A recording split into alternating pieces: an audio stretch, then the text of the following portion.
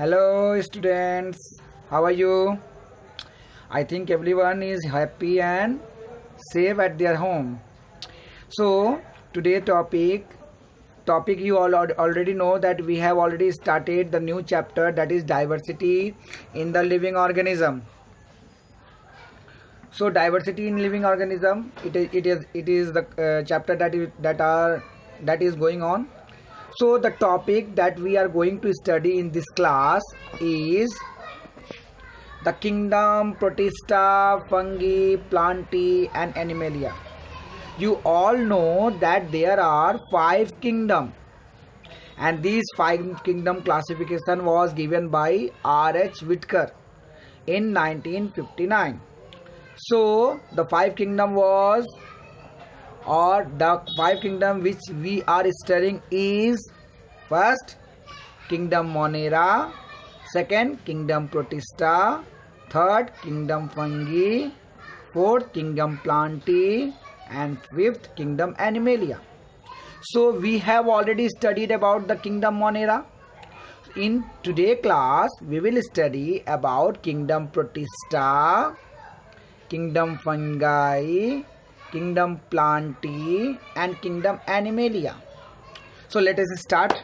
Okay, first of all, whenever I will start teaching any kind of kingdom or class or division or anything, at that time you keep in your mind that you must immediately bring the images of the animal that belong to that particular kingdom or that particular class or that particular division.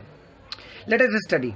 If we are going to study about Protista, if I am telling you to give the features of Protista, or if I am telling you to or asking you what is the characteristics of Protista, at that time you keep in mind that Protista are nothing but the example of these animals.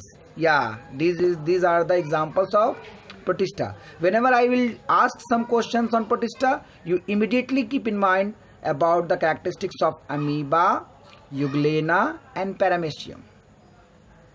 Let us study what is the main features of amoeba.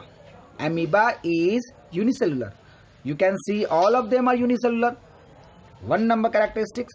Second characteristics, all of them have nucleus. Yes, that is good. All of them contain nucleus. So it is the second important characteristics, because in Monera we have studied that they have no any kind of nucleus, means they are prokaryotic in nature. But if I am telling you about Protista, means they are eukaryotic because they contain nucleus. And third important topic is, you can see there are so many fine fragments which help them, you can say, hair-like projections that is comes out from their body, and these projections are nothing but the locomotory organs that help them to swim into the water. What is the name of these locomotory organ? These are the cilia. Cilia क्या है? Cilia locomotory organ है जो paramecium को पानी में तैरने में मदद करता है. जैसे देख रहे हो ना, ये हेयर लाइक प्रोजेक्शंस दिखाई दे रहे हैं. वैसे ही मैं बात करूं यूग्लेना के बारे में. If I am talking about euglena, you can see the very fine, you can see hair like projections, only single piece of hair like projection that is comes out from the anterior portion of euglena. euglena के ऊपर वाले हिस्से से निकला हुआ है. ये क्या करता है? ये भी इसको तैरने में मदद करता है. ये है. और इसके अलावा इसमें आपको क्या देखने को मिल रहा है? ये फॉल्स फीट. इस फॉल्स फीट को क्या बोलते हैं? सूडोपोडिया. तो जितने भी ऑर्गेनिज्म हैं, कहीं ना कहीं ये लोग पानी में तैरते हैं, और तैरने के लिए इन लोगों के पास कुछ स्पेशल, कुछ पर्टिकुलर लोकोमोटरी ऑर्गन है. तो मैंने 3 बातें बताई आप लोगों को इस फिगर के आधार पे. पहला क्या कि सबके सब यूनिसेलुलर हैं. दूसरा, सबके पास न्यूक्लियस है, यानी सबके सब यूकैरियोटिक हैं. और तीसरा, इनका लोकोमोटरी ऑर्गन जो है वो क्या है? या तो सिलिया है, नहीं तो फ्लैजिला है, नहीं तो सूडोपोडिया है। और थर्ड नंबर, ये फोटोसिंथेसिस कर भी सकते हैं और ये विदाउट फोटोसिंथेसिस यानी कि किसी दूसरे ऑर्गेनिज्म के थ्रू अपना फूड ऑब्टेन कर सकते हैं। मतलब इनका मोड ऑफ न्यूट्रिशन डिफरेंट है, बाकी लोगों के मुकाबले इनका मोड ऑफ न्यूट्रिशन डिफरेंट है। I think you understood. देखो यहाँ लिखा हुआ है पूरा क्लियरली। मैं अब वो सारे के सारे कैरेक्टरिस्टिक्स के ऊपर में आता हूँ। First, they all are unicellular. सबसे बड़ी बात कि ये सब के सब क्या हैं, यूनिसेलुलर हैं।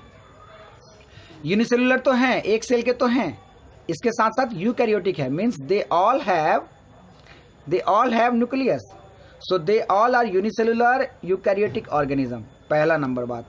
दूसरा, their body is covered with cilia और फ्लैजिला फॉर लोकोमोशन। इनके पास सिलिया भी हो सकता है और फ्लैजिला भी हो सकता है लोकोमोशन के लिए। और third number topic, the mode of nutrition is either autotrophic और हेटेरोट्रॉपिक। मतलब ये ऑटोट्रॉपिक न्यूट्रिशन यानी फोटोसिंथेसिस से भी अपना न्यूट्रिशन कर सकते हैं, और हेटेरोट्रॉप यानी कि विदाउट फोटोसिंथेसिस भी अपना न्यूट्रिशन कर सकते हैं, किसी दूसरे पर डिपेंडेंट होकर वहाँ से फूड ऑब्टेन कर सकते हैं। एग्जाम्पल के तौर पे डायटॉम्स है, प्रोटोजोआज है, और इसके अलावा मैंने तो जो एग्जाम्पल आप लोगों को बताया फिगर में दिया हुआ है वो एग्जाम्पल भी हुआ। तो इस तरह से कंप्लीट हुआ हमारा kingdom Protista. We have already completed the kingdom Protista. Now if we are going to talk about fungi, if I am asking you give the some peculiar characteristics of fungi, what kind of characteristics will you give? Now come, I think you are very familiar with these mushrooms. मुझे लगता है आप लोग mushrooms देखे हो। सो mushrooms क्या होते हैं? They are mainly saprophytic. ये लोग यूनिसेलुलर हैं क्या? Are they unicellular? No, only one fungi is unicellular. You have already studied about it in your class 8, that is yeast. But all fungi are multicellular and eukaryotic. Yes, they have nucleus. Sometimes a single cell contain more than one nucleus. अरे उसकी तो और भी खास बात है। Eukaryotic का मतलब एक सेल में एक न्यूक्लियस। कभी कभी इनके अंदर एक सेल के अंदर एक से ज़्यादा न्यूक्लियस पाया जाता है।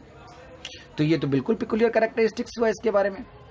तो पहला कि single unicellular example of fungi is yeast. बाकी सब all other fungi are multicellular होते हैं। Second, they all eukaryotic means they contain nucleus. Yes, they contain nucleus. और third number, they are saprophytic means वो लोग सरे गले चीजों से अपना फूड ऑब्टेन करते हैं। They obtain their food from dead and decaying substances. सरे गले चीजों से अपना फूड ऑब्टेन करते हैं। And the most important thing that their cell wall is made up of chitin. इसका सेल वॉल न प्लांट की तरह होता है, इसका सेल वॉल यूनिक है। प्लांट में सेल वॉल होता है, एनिमल में सेल वॉल नहीं होता, ये तो आप जानते हो। तो इसका सेल वॉल यूनिक है। सेल वॉल सेलुलोज का बना होता है, बट इसका सेल वॉल चाइटिन का बना हुआ है। ये इसकी सबसे खासियत। चलो इसके फीचर्स देख लेते हैं। तो जैसे ही मैं बोलूँ आपको फंगस के बारे में, फंगाई के बारे में, इमीडिएटली आपके दिमाग में क्या आना चाहिए? मशरूम। और मशरूम के फीचर्स आप जानते हो, वही फीचर्स मैं यहाँ पे डिस्कस करने जा रहा हूँ। देखो, just see. First, wait. They are multicellular. Only single fungi is unicellular, that is yeast. Second, they are eukaryotic organism. Eukaryotic means they have nucleus. And the third, that is peculiar characteristics, they have cell wall, and cell wall is made up of chitin. Most important topic. They do not perform photosynthesis. वो photosynthesis नहीं कर सकते because they do not have chlorophyll. इनके पास chlorophyll नहीं है। गलती से भी इसको आप प्लांट मत समझना। They are not plant. Plant have chlorophyll and they can easily perform photosynthesis. They do not perform photosynthesis because they haven't, yes, chlorophyll. So they dependent on the dead and decaying substance for their food. सड़े गले चीजों से अपना खाना obtain करते हैं. So they are called saprophytic. And very simple example is given: penicillium, mushroom, rhizopus, and many more. Some fungi can live a symbiotic relationship with algae. Symbiotic relationship, एक दूसरे के लिए. मान लो ये एल्गी, ये फंगी, दोनों मिल गए और दोनों एक दूसरे को मदद कर रहे हैं खाना ऑब्टेन करने में. फंगी क्या कर रहा है? फूड मटेरियल्स, रॉ मटेरियल्स ला करके एल्गी को दे रहा है. एल्गी क्या कर रहा है? फोटोसिंथेसिस कर रहा है और फोटोसिंथेसिस के बाद खाना बना के इसको दे रहा है. दोनों एक दूसरे के लिए जी रहे हैं. तो इस एसोसिएशन को क्या बोला जाएगा? लीचेंस. हाँ जी. तो आप लोगों ने अभी किंगडम फंगी का कैरेक्टरिस्टिक्स देखा. आई थिंक आपको समझ में भी आया होगा बहुत clearly. Next we are going to study about the kingdom that is 4th number kingdom and very easy, Plantae. जैसे ही मैं प्लांटी के बारे में बात करूंगा, कौन सा प्लांट नजर आया आपके आसपास? मैंगो, बनाना, ग्रास और कुछ नजर आ रहा है? देखो आसपास, खिड़की का पास झांक के देखो, कौन कौन सा प्लांट दिखाई दे रहा है? सारे प्लांट जो इस वर्ल्ड में आपको दिखाई दे रहे हैं वो सब प्लांट इसी के अंदर में आते हैं. किसके अंदर? Plantae kingdom. प्लांटी. देखो मैंने यहाँ किंगडम नहीं लिखा. I do not wrote over here. I didn't write the name kingdom over here. You must put it. So what is the main peculiar characteristics of plantae? Plantae का characteristics यानी plant का characteristics क्या है? बहुत important characteristics. They are multicellular. सब के सब multicellular है, कोई यूनिसेलुलर नहीं है. दूसरा, they are eukaryotic. Very generally Monera और प्रोटिस्टा के बाद बाकी, मोनेरा के बाद सब यूकैरियोट है. ये जनरल कैरेक्टरिस्टिक्स है, इसको रिपीट करने की जरूरत नहीं है. मल्टीसेलुलर को भी रिपीट करने की जरूरत नहीं है, क्योंकि फंगाई के बाद सब मल्टीसेलुलर हैं. फंगी के बाद प्लांटी और एनिमलिया मल्टीसेलुलर में है, फंगी भी मल्टीसेलुलर में है. लेकिन बहुत इंपॉर्टेंट बात है, ये बहुत इंपॉर्टेंट है, their cell wall is made up of cellulose. मतलब ये सेल वॉल कंटेन करता है. और इसका सेल वॉल किस चीज का बना हुआ है? सेलुलोज का बना हुआ है. Point to be noted. Next, they can able to do photosynthesis. मजा आया ना? मतलब सभी प्लांट फोटोसिंथेसिस करते हैं. ये तो एक छोटा बच्चा भी जानता है भाई. क्यों फोटोसिंथेसिस करते हैं? Because they have chlorophyll. क्यों? क्लोरोफिल है ना, तो क्लोरोफिल रहेगा तो फोटोसिंथेसिस वाकई में करेगा ही भाई, है कि नहीं? And next thing, they are non motile. मतलब ये एक जगह से दूसरे जगह जाते नहीं हैं, एक ही जगह स्थिर रहते हैं. They are mostly non motile. चलते फिरते नहीं हैं. एग्जाम्पल के तौर पे राइस, व्हीट, यारे कुछ भी, जो भी आपके दिमाग में जो प्लांट आ जाए डाल दो. इसलिए मैंने यहाँ फोटो भी लगाने की जरूरत नहीं समझी, क्योंकि आपके आसपास तो बहुत सारे प्लांट हैं. Next comes the kingdom animalia. Yes, all the animal that you can see just beside yourself, just behind yourself, just front of yourself. जितने भी जानवर इस वर्ल्ड में आप देख रहे हो, सारे के सारे जानवर, all animal belong to this kingdom. सब के सब इसी किंगडम में आते हैं. Even we also, हम भी किंगडम एनिमेलिया में बिलोंग करते हैं. Point to be noted. हैं? So, what is the peculiar characteristics of Animalia? First, they are multicellular. पहले ही मैंने बता दिया, ये जनरल बात है. दूसरा, they are eukaryotic. ये यूकैरियोटिक भी होते हैं, सबके सेल में न्यूक्लियस मिलेगा. And they have no cell wall. ये एक बात जानने वाली और अच्छी भी है, इसको जानना जरूरी है कि हमारे बॉडी के सेल में सेल वॉल नहीं होता. We do not have cell wall on the outer surface of a cell. Means cell is not get protected by cell wall. Means cell does not have cell wall. Another topic, they are not able to perform photosynthesis. Means we are not able to do photosynthesis. if we can able to do the photosynthesis, what would happen? यदि हम photosynthesis कर पाते तो क्या होता? सब के सब छत पे खड़े हो जाते और बोलते भैया भैया हटो हटो हटो, मैं फोटोसिंथेसिस करूंगा, मैं फोटोसिंथेसिस करूंगा, क्योंकि मेरे शरीर में भी क्लोरोफिल है।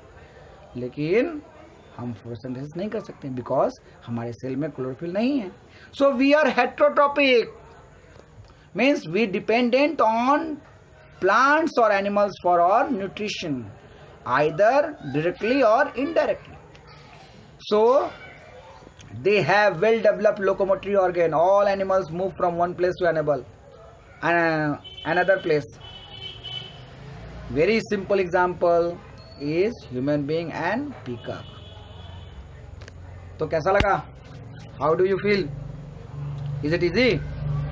Then make the notes, write it down in a copy, and show it in the WhatsApp group.